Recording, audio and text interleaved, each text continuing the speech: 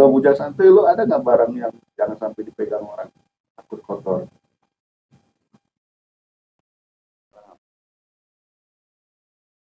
Tetot.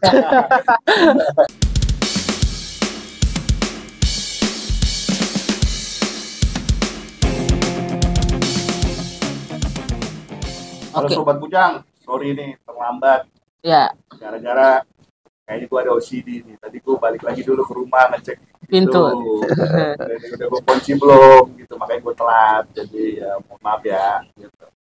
Oke, tema yang akan kita bahas selanjutnya adalah jenis-jenis OCD. Apa aja tuh?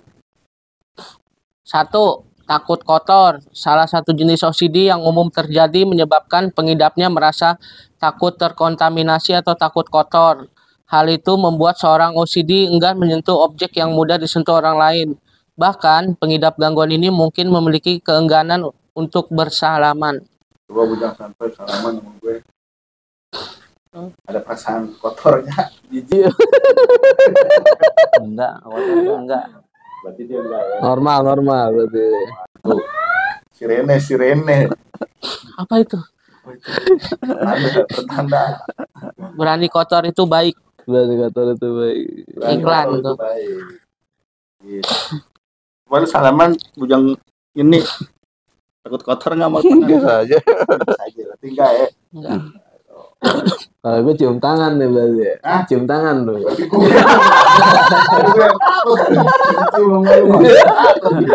Bakteri di mulut lo, bakteri di mulut lo pindah. Kejebak. Pakai maupus Ini, waduh. Aduh. Biasanya kayak gini sering-sering cuci tangan kayaknya. Iya, cuci tangan atau Pakai sanitizer. hand sanitizer berkali-kali. Dibawa sampai habis mulu kali ya hand sanitizernya kali ya. Berapa banyak tuh ya stoknya di rumah sanitizer. Banyak kali kayak ini sih. Tapi biasanya barang apa sih ini yang bikin dia takut kotor nih, biasanya yang disentuh nih menurut para bujang? HP kali. Ya HP bisa. Mungkin HP salah satunya. Karena kan tiap hari kan dipegang terus kan, disentuh mulu handphone. Jadi nggak berani dipegang orang kali ya. Takut ya. HP-nya jangan dipegang orang. Mungkin begitu. Takut kumannya pindah kali. Apalagi kira-kira selain HP? Apa ya? Barang apa ya? Remote kali. Remote TV kali. Gue masih nonton TV. Gue rasa kalau gue sikat gigi gue nih, jangan dipegang. Udah gak, sikat gigi kan masuk ke mulut deh. Kalau bujang santuy, lu ada nggak barang yang jangan sampai dipegang orang, takut kotor?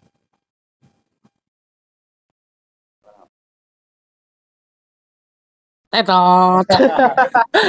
Nggak ada loh. Ini ya, mengidap salah satu jenis ini berarti. Oke, yang selanjutnya apa deh? Coba dibaca dulu, buka 3D. 2. Cinta kerapian. Ada juga jenis OCD yang menyebabkan pengidapnya sangat mencintai kerapian. Hal itu membuat seseorang selalu ingin membuat semua hal yang teratur dan simetris. Misalnya menyusun pakaian sesuai warna di lemari atau menyimpan gelas piring sesuai dengan bentuknya. Kalau ini sih wajar-wajar aja kayak kalau dipikir-pikir ya. Wajar emang. Terlihat seperti wajar, cuman kan Rapi sih mungkin lama kali waktunya. Tanya aja, tapi contohnya kayak gini nih. Coba pinjam satu HP, pinjam satu HP. Nah, pinjam. Nggak takut kotor kan? Maksudnya gini nih, misalnya deh naruh di meja nih HP nih. Nah, mesti ini dia simetris. Oh, ini ada kadang-kadang ada jarak ini 1 senti. Ya, jadi dia harus begitu, harus 1 senti. Kalau lebih dari 1 senti nih ada yang mindahin gini, wow deh. Marah. Gitu. Kalau nggak ada yang miringin gini HP-nya, wah bahaya itu. Marah-marah dia bisa emosi nanti. Gitu. Salah satu contohnya begitu. Salah satunya gitu ada, ya kan? Ada lagi tadi apa bilangnya? Nyusun pakaian sesuai warna. Ini warna. Gitu. Yang hitam, semua merah, semua putih. Kantongin dulu lah HP nih, ketinggalan. Terus apa? Coba cek ada nggak? Saya keluarin lagi. Oh iya ada. Orang sore di begini. Begitu. Lalu nyimpan pakaian di lemari pakaian. Agak disimpan, diletakin aja udah. Yang penting rapi udah. Dilipat nggak? Lipat. Lo yang gosok. Terikat. Yang gosok lo. Enggak. Kalau kayak bujangnya nih kayaknya matching, orangnya matching. Ya, Ya gue suka sih warna motif gambarnya yang sesuai, yang sama gitu. Tapi ya nggak berulang-ulang sih. Natural aja. Mickey Mouse, sama bebek, Batman gitu ya. Baju anak-anak gitu lo, lemari pakaian lo ya. Kalau bujang tante lo ngatur baju lo gimana? Ya muat lemari aja kalau misalnya warna ini misalnya nggak harus cinta kerapian bener gitu. Kerapian sih kerapian, cuman nggak begitu kayak OCD gitu. Harus rapi, putih, merah. Kalau gue yang penting baju, celana gitu aja. Terus iya, terus yang penting ya rapi deh, dilihatnya nggak semraut gitu. Kalau lo gimana? Apa ya? Berantakan sih kalau gue sih. Tipenya. Bukan tipe yang rapi, gue demen berantakan tapi gue hafal letak-letaknya tuh di mana tuh baju-bajunya tuh gue hafal. Letak-letaknya walaupun berantakan gitu sih.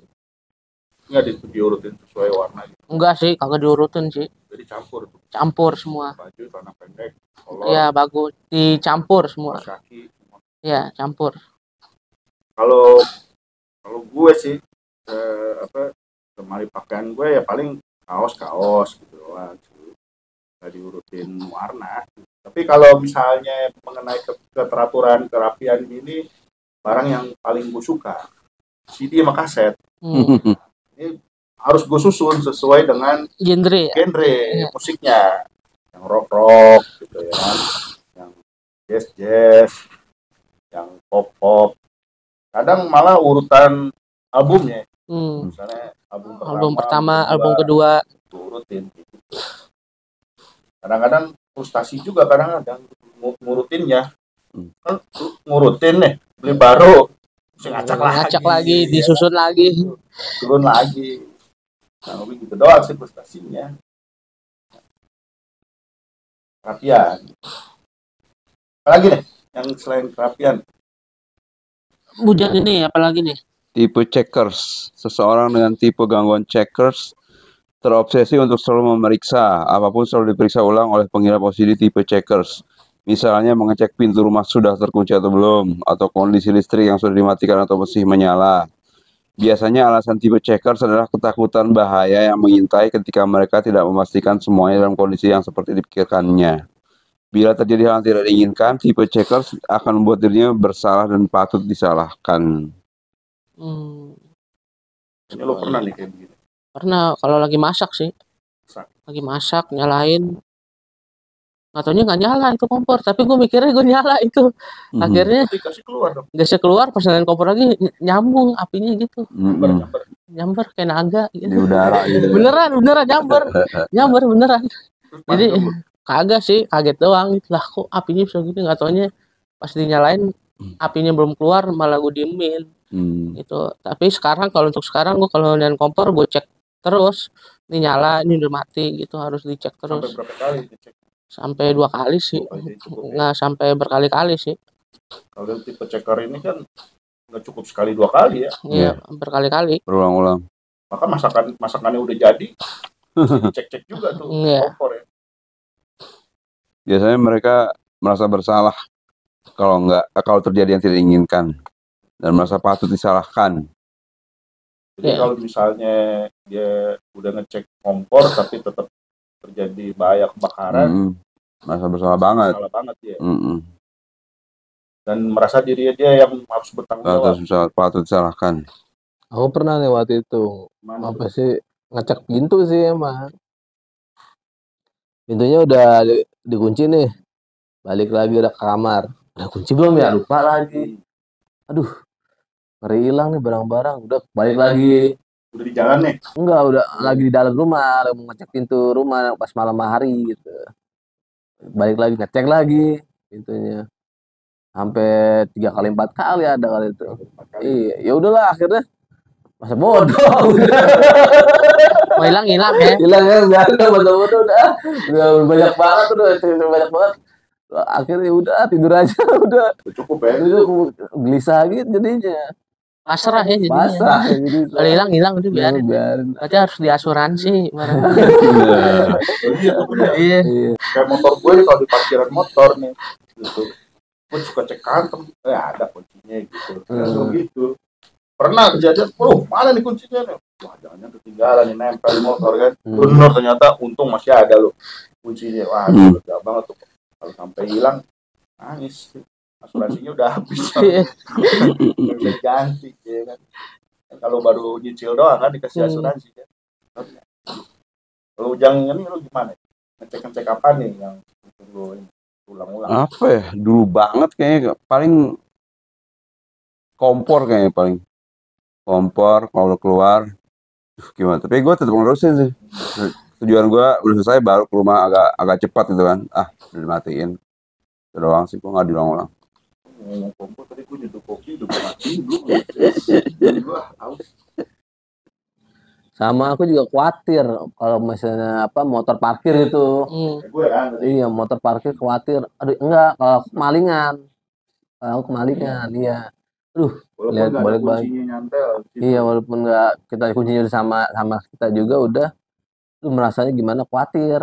Kan digembok juga nggak? Enggak sih. Jadi solusinya ya kita harus beli gembok itu. Baru kita berpikir ulang, wah nggak apa-apa aman gitu. Yang lu gembok apa ya? Stangnya. Ya, sama bannya. Tuh. Dan juga apa sih? Jauh dari pandangan mata sebenarnya itu solusinya segitu. Kalau misalnya kita jauh kan itu jadi merasa biarin aja, masa bodoh biar hilang gitu kan. Iya, malah begitu. Ini kayak waktu aku di Steam Motor di rumah Bang Ilman kan jaraknya deket antara pintu sama parkiran ya kan. Jadi lihat tuh ya mulu iya gitu. Iya. Kalau dekat lu Mendingan jauh sekalian. Berilang kalian. Ya berarti lo mental orang kaya lo. Kalau gue terbalik justru. Kalau itu gue tahu itu ada depan mata gue malah gue diemin. Iya. Jadi agak jauh ya. Baru lihat. Gue lihat. Bener. Apalagi kalau misalnya kita parkir liar gitu ya, nggak ada tukang parkirnya, nggak ada safety parking, nggak pakai karcis gitu. Itu bikin gue paling takut gitu, paling sering gue cek gitu. Nggak, aku balik gue. Kayak dulu kan gue pernah ngojol nih, ya kan, dapat order misalnya harus masuk ke mall, gitu ya kan. Tapi kalau jauh nggak kelihatan kan?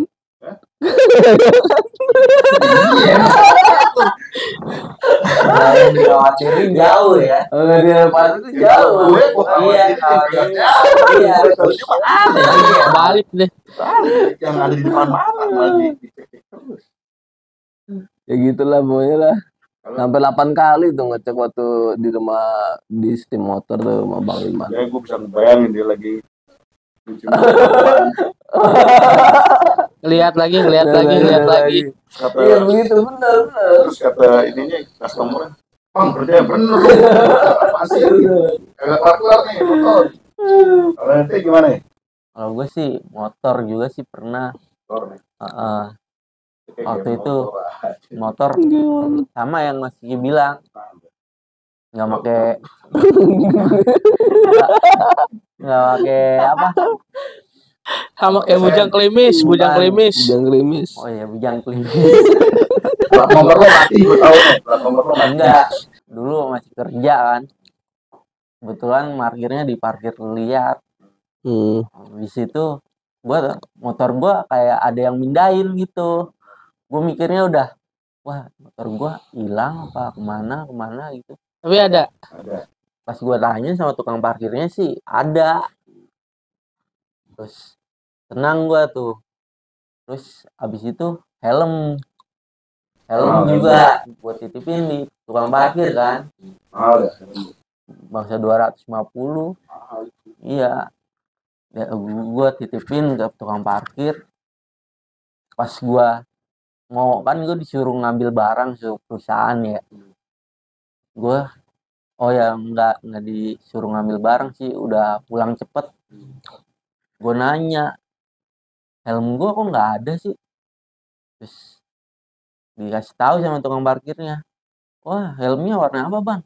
Warna putih, GM, gue bilang gitu.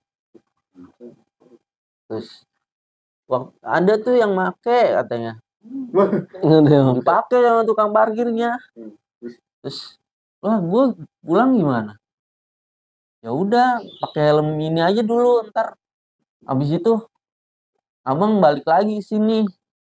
Gue pakai helm kan, helm dikasih helm sama dia tuh, helm orang gitu. Jelek lagi helm. Enggak, gue milih. Gue milih. Kebetulan nggak jelek-jelek amat sih, masih ya bagus lah. Terus udah tuh gue balik lah ke tempat parkir. Ini helmnya nih. Terus udah tuh tenang gue balik, udah tenang pikiran sama jadi buat pengalaman aja. Jadi parkirin helm lebih baik kalau yang mahal-mahal atau yang masih bagus mending dibawa ke kerjaan gitu. Takutnya kayak kejadian kayak gitu, bukannya kita pelit apa takut hilang apa gitu ya kan. Mencegah ya. Iya, mencegah aja gitu. Cegah lebih baik. Udah sih kalau gua pengalamannya kayak gitu. Kayak gitu doang. Tukang parkir itu bisa Pakai gampang gitu. Ini aja. Iya. Ntar dia sama yang pengendara lain gitu juga sama, ntar gitu diulang-ulang lagi gitu kali. Dan bujang santuy, saking santuy dia balik lagi. Bawa helm. Kalau yang gue pikir jangan sampai helmnya ada motor. Itu tuh. Udah motor boleh kredit kan, belum lunas. Oke, apalagi selanjutnya? Checker maksudnya ngecek mulu gitu ya. Tipe washer and cleaner. Jadi gangguan OCD ini dia takut banget nih kalau badannya ini ada kuman, ada kotoran. Nah, hampir mirip sama yang tadi ya. Tapi ini dia selain takut cuci kotor tangan berulang-ulang, biasanya mandi juga nih ya. Mandi, membersihkan diri berulang-ulang. Terus kemudian ya itu tadi, kuman kotoran itu dia takut dia sakit nih. Atau bisa jadi meninggal. Contohnya waktu kayak COVID kemarin kayaknya nih ya. Kita kan disuruh tangan kan. Cuci tangan. Tiap ketemu orang cuci tangan. Iya. Kontak fisik cuci tangan. Terus megang HP cuci tangan. Megang laptop cuci tangan. Pokoknya habis dia megang cuci tangan. Cuci kaki doang yang enggak ya? Sebetulnya harusnya cuci kaki juga, Ben. Berarti ada sanitizer khusus kaki ya harusnya ada. Jadi di kaki digini-gini, kalau tangan gini nih. Padahal kan yang kotor kan kaki. Benar, harusnya cuci kaki juga. Tapi kalau kata malu cuci kaki sebelum tidur itu. Apa nih? Gimana nih? Ya, emang ada perbedaan sih. Zamannya COVID sama zamannya biasa kan. Ya kan, zaman COVID ya harus begitu emang. Harus cuci tangan terus ya kan. Emang apa ya? Ya apa sih, penyakitnya emang parah kan kalau COVID itu menular soalnya ya. Virusnya menular. Kurasa apa ya? Maksudnya gue ngebayangin gitu. Kalau mandi normal aja gue nih ya, mandi normal aja bisa ya 5 menit, 10 menit dah. Kalau ini bisa berulang-ulang. Mandi mulu. Jam-jaman bisa udah parah. Dan gue rasa boros banget sabunnya. Boros sabun itu kayaknya. Wah, tunggakan air. Iya, air pump yang gede banget. Gantung dia mandi pakai air apa bukan. Takutnya nggak pakai air pasir. Gue rasa apa namanya, selebritis aja juga mandi kita tuh berulang-ulang. Oke, apa lagi nih? Ini hampir mirip kayak tadi ya. Apa nih? Bujang santuy. Apa nih? Tipe orderers. Tipe gangguan OCD hampir sama dengan orang perfeksionis. Pengidap OCD dengan tipe ini fokus mengatur segala sesuatu sesuai dengan tempatnya. Jika ada yang berubah atau dipindahkan oleh orang lain, pengidap tipe orderers merasa tertekan dan depresi. Sama tadi kayak tadi, handphone. sama kayak yang kerapian ya. Iya. Ya kan kerapian tadi yang Pakaian. apa sih sudut itu ya. Harus Dia marah dia. harus persisi ya, Ada harus posesi ya. Tiba-tiba jadi kalau diganggu marah gitu kan. Kalau di ini Tertekan. dia jadi depresi bisa gitu. Kalau dia udah ngatur seperti ini nih, menurut dia nih, atau ada yang mindahin gitu, atau ada yang berubah, langsung dia marah-marah. Selanjutnya kita lihat tipe obsesional. Orang dengan tipe gangguan OCD ini akan selalu merasa bersalah di setiap kejadian buruk yang menimpanya. Mereka memiliki pemikiran yang obsesif, intrusif, bahkan terkadang menakutkan yang mengatakan dirinya membawa kemalangan atau keburukan. Misalnya seseorang yang tidak mau berada pada urutan ke-13 karena berpikir 13 adalah angka sial. Jika pengidap ini terus berada di urutan 13, maka ia terus dihantui rasa cemas. berarti kalau kayak begini nih, kalau dulu gue baca komik, Luna Bebek nih kayaknya nih. 13. Atau enggak film hantu. Selalu sial mulu Luna Bebek. Iya. Film hantu juga lift nomor 13. Semua sih ya. Iya. Jadi kayak begini nih, dia selalu dalam ini nih, pikirannya, dalam pikirannya nih kayaknya nih ya. Wah, kayaknya ada kayak tadi contohnya ada 13 bawa ke sial. Takutan itu kali ya. Iya. Takutan Mitos-mitos kali ya, mitos-mitos kali ya. Jadi percaya banget hal kayak gitu. Iya, percaya mitos-mitos. Karena 13 kan sial, angka keberuntungan kan 8 tuh. Yang nggak putus-putus kan angkanya kan. Kalau ketakutan akan hantu beda lagi. Takutannya ketakutan juga kan. Bukan, ini maksudnya jadi misalnya gini contohnya nih lagi dekat-dekat sama lo nih, toto lo jatuh gitu, jadi dia yang bawa sial buruk buat lo gitu, padahal mungkin kebetulan doang. Terus lagi dekat-dekat sama bujangnya nih, bujangnya nih kecopetan, ternyata dia yang bawa sial. Sial. Dia intrusif apa? Bujang klimis intrusif. Apa ya intrusif ya? Cari di Google.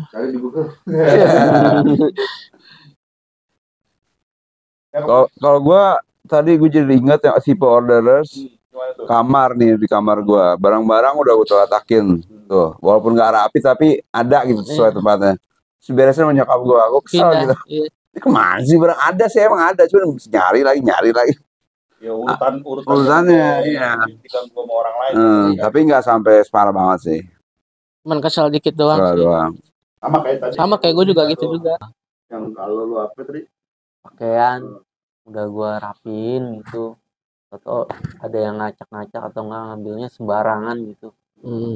Terus lagi misalnya apa tuh? Misalnya pakaian juga baru gue cuci terus gue setrika, main dipakai-pakai aja gitu, nggak bilang-bilang. Mau kurang aja boleh cuci banyak pakai. Pasti marah ya. Iya. Tapi ada sisi baiknya juga sih sebenarnya, kalau misalnya dari orang tua kan. Kalau orang tua aku yang bapak, nah bilangnya begini ke anaknya, kalau naruh barang itu di tempat yang selalu di tempat ditaruh barang tersebut itu loh. Jadi jangan dipindah-pindahin. Gampang. Jadi ingat gitu. Itu dari orang tua aku tuh, bapak. Betul. Tapi lu praktekin nggak? Praktekin selalu. Oke, jadi sebenarnya gini, dari semua tipe-tipe ini dan tadi yang kita udah pada sharing, kalau kita ini kan masih wajar lah. Wajar, nggak ekstrim lah. Tapi kalau mereka yang mengalami OCD ini seringkali bisa sampai ya berkali-kali terus gitu, terus menerus. Belasan kali, bahkan puluhan kali. Bahkan bisa seharian. Kayak ngecek-ngecek bisa seharian dia ngecek-ngecek. Makanya bisa tadi apa? Depresi, stres. Depresi, ada gangguannya di situ karena dia nggak pernah merasa cukup, nggak pernah merasa puas, jadi depresi. Lalu bagaimana dengan pengobatan dan pencegahannya? Bujangnya nih, gimana nih pengobatan OCD? Gimana ngobatinnya? Pengobatan OCD bertujuan untuk mengendalikan gejala yang muncul agar kualitas hidup penderitanya bisa membaik. Metode pengobatannya dapat berupa terapi perilaku kognitif dan pemberian obat antidepresan. Belum ada cara pasti yang dapat dilakukan untuk mencegah OCD. Namun, pemeriksaan dan penanganan lebih awal dapat mencegah gejala OCD makin memburuk. Oke, jadi obat yang diberikan tadi apa namanya, obat antidepresan. Karena tadi gue bilang kan, ya lama-lama ya orang pasti depresi lah, capek juga ya kan, ngurutin lagi, ya kan, bolak-balik ke tempat parkiran, ya kan? Lagi enak-enak makan di mall, bolak-balik balik lagi ke parkiran, capek, gitu, stres. CBT berarti nih ya, terapi perilaku kognitif behavioral terapi. Satu ntar dikasih sama psikolog klinis nih biasanya nih terapinya nih. Kan sebetulnya dia punya OCD ini pasti ada latar belakang psikologisnya juga nih. Kenapa dia begini? Yang paling gampang biasanya orangnya kerapian.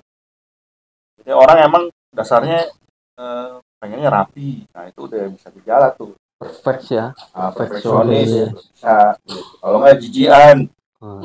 Jijian gitu ya kan. Jijian bahasa apa ya?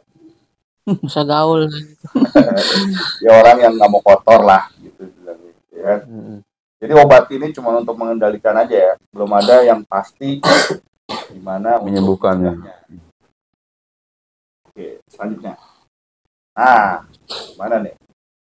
Apakah benar kalau trauma masa lalu bisa menyebabkan? Mana ya, Bujang Santuy, coba. OCD disebut-sebut berkaitan dengan kejadian traumatis yang terjadi pada masa lalu. OCD ternyata juga berkaitan dengan masa lalu atau kejadian yang pernah dialami seseorang. Kejadian yang menyedihkan dan menyebabkan trauma bisa memicu OCD pada seseorang yang sebelumnya sudah memiliki risiko terserang penyakit ini. Kejadian traumatis yang bisa menyebabkan gangguan ini muncul diantaranya kehilangan orang terdekat, pernah mengalami perundungan alias bullying, dan lainnya. Jadi traumatis bisa pengaruh juga ya? Iya, bully ya. Bullying nih yang paling ini ya. Sama tapi ini ada kehilangan orang terdekat. Ternyata bisa berpengaruh juga. Iya. Kalau kita kehilangan. Iya. Dengan pacar. Biasa ada tempat curhat, kemana-mana bareng, terus hilang atau telan bumi, meninggal, gimana itu bisa depresi. Tapi kaitannya apa gitu ya? Traumanya ini sama dia jadi OCD gitu. Apa trauma ini kaitannya? Kira-kira. Gitu. Kalau mungkin karena orang itu udah memiliki resiko terserang penyakit, udah dasarnya kali ya, udah ada bibit OCD kali. Misalnya gini, nih kalau dalam bayangan gue nih misalnya nih dia orangnya rapi gitu, ya kan? Udah disusun nih misalnya barang dia nih, misalnya buku lah, contohnya buku udah disusun nih sesuai novel karangan si A udah diurutin, tiba-tiba misalnya kakaknya gitu masuk, diberantakin bukunya gitu, ya kan, bisa aja kayak gitu kali ya, trauma deh gitu ya. Jadi trauma, ya kan, jadi tuh kayak begitu. Kalau enggak ya benar-benar mengalami ini kehilangan motor misalnya, gue udah berkali-kali ngecek, Tetap kehilangan. tetap kehilangan, bisa jadi trauma kan, kehilangan. Akhirnya ngecek berkali-kali.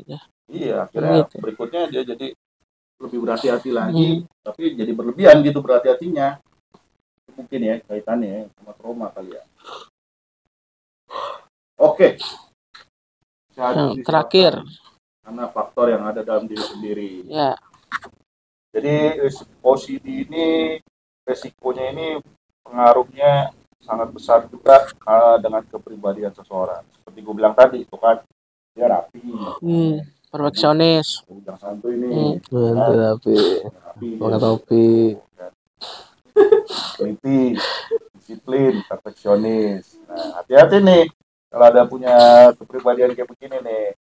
Nah, kalau terlalu, kuncinya terlalu ya, terlalu berlebihan, ekstrim, bisa dan menyebabkan berkembang menjadi OCD. Jadi skizo juga kan? Bisa. Gangguan kecemasan sih kayaknya juga. Iya, cemas. Nah, lu yang bilang bisa gimana ya menurut lu? Nah kayak gua aja nih, gua aja udah banyak banget nih gejala-gejala OCD-nya. Bergejala. Udah banyak banget kan. Ya, kalau diri lu sendiri. Kalau dari gue sendiri ya, kalau memang apa ya gimana ya? Kan kalau skizofrenia kan kompleks ya. Kalau OCD kan memang ya kata dokter sih emang, kata dokter kalau skizofrenia itu lebih parah daripada penyakit-penyakit mental lainnya gitu. Kata dokter. Kalau lu mungkin dia cemas kali ya. Iya. Cemas. Belum menjadi OCD belum. Tapi saling berkaitan OCD dengan cemas itu. Soulmate. OCD sama cemas itu soulmate. Jangan ahlinya. Tapi lo dikasih antidepresan itu. Antidepresan dikasih. Iklan dulu Bang. Oh iya. Sini ada donasi, perlu kita sebagai KPSI kita perlu donasi. Dukungan KPSI dengan berdonasi. Mari scan ini. Atau kalau mau tahu lebih banyak tentang skizofrenia, silahkan scan ini. Scan me. Scan. Sekarang zamannya scan. Ya. Pusing. Itu bisa nggak? Bisa tinggal scan dong dari aplikasinya dulu, habis itu di scan kan? Scan. Habis itu disetrum. Dulu. Nah, buat teman-teman yang OCD bisa scan berkali-kali. Iya. Berkali-kali. Biar donasi banyak. Udah masuk belum nih donasinya? Masuk belum sini? Cek lagi. Terus saldonya udah habis. Oke, kali gitu aja ya. Kesimpulannya apa nih? Kesimpulannya OCD itu harus segera ditangani dengan ahlinya gitu. Nggak boleh dibiarkan terlalu berlarut-larut. Karena bisa mengganggu aktivitas juga. Jadi dari kata obsesi,